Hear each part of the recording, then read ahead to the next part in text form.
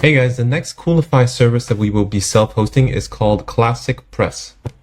So it's basically an earlier version of WordPress that is smaller in storage size and has less features. So it says here it has no block editor. So we are going to add a project in Coolify, call it Classicpress. Select the production environment, add the new resource, search Classicpress. And as you can see, there are three choices.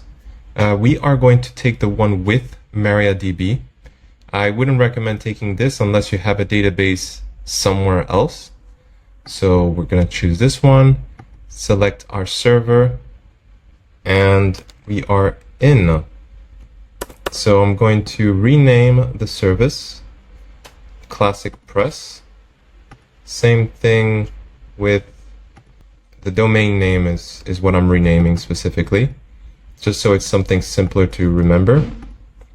And then we are going to hit deploy, but before we do, I'm just taking a look at the environment variables. I don't see anything that we need to modify, so let's go back to the service stack and just hit deploy. And so now our container has started, as well as the MariaDB. We just need to wait for it to say healthy, and then we can visit the URL. So when we visit the URL, we have to set up for the first time that we are visiting the URL, set up the environment. I'm just going to call it test website and test credentials. I'm just going to put admin. And be sure to copy this and save it somewhere if you're actually setting this up.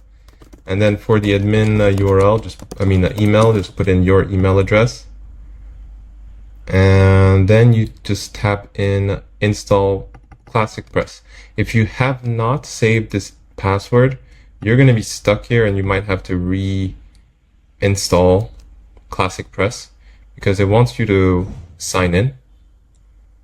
So we're going to type in admin, use our password, and we're in. If you've used WordPress before, this will be very similar. And you can update to the latest version of Classicpress. And since we're using the admin panel right here, you can access the actual site by going to the domain itself, or I believe you can just go over here and then open and click on that link to open it on the new page. And so there you go. You have a WordPress website that's self-hosted, and you can do everything that WordPress can do.